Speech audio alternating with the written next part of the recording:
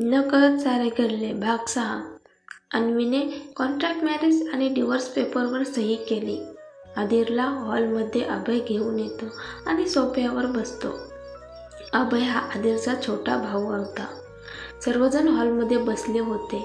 मग सगळ्यांना पायलचा आवाज ऐकू आला. सगळ्यांच्या नजरा आपोआप जिन्याकडे गेल्या. तिथे अन्वी लाल साडीत काळजीपूर्वक चालत होती. ती इतकी सुंदर दिसत होती की सगळे तिच्याकडे बघत राहिले आणि तिला पाहून अधीरला धक्काच बसला. त्याचे हृदय जोरजोरात धडधडू लागले. माधवजीने तिला त्याच्याकडे बोलावले.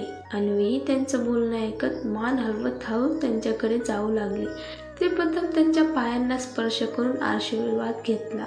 माधव देखील हसतात आणि तिच्या डोक्यावर हात ठेवून तिला आशीर्वाद देतात. मग ती आजूबाजूला पाहते आणि सर्वांना पाहते. इथे ती बहुधा माधव आणि अधीरशिवाय कोणालाच ओळखत नसावी.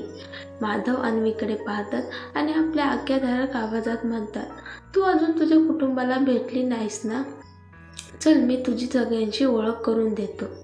माधव अन्वीला अधीरच्या आई, लहान भाऊ अभय आणि बहीण अस्मिताची ओळख करून देतो. हे सर्व अधीर पाहतो.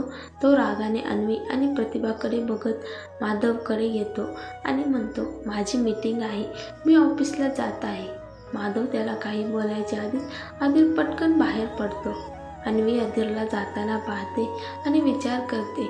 स्वतःच म्हणतो, घरच्यांसमोर नवरा बायकोचं नाटक करायचं, आता त्याला काय झाले? अधीर सोडून इतर सर्वांचा स्वभाव मनमिळाऊ आणि आनंदी होता.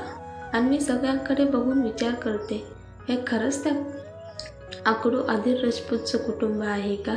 अधीरचं या कुटुंबाशी काही मेळ नाही.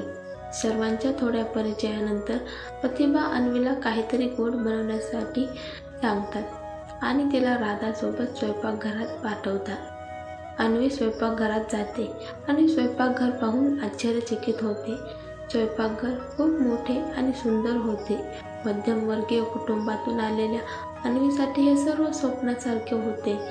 परंतु आणखी एक गोष्ट होती ज्यामुळे तिला खूप वाईट वाटले. ती म्हणजे तिला एवढी चांगली फॅमिली 1 वर्षानंतर ती सोडून जाणार होती.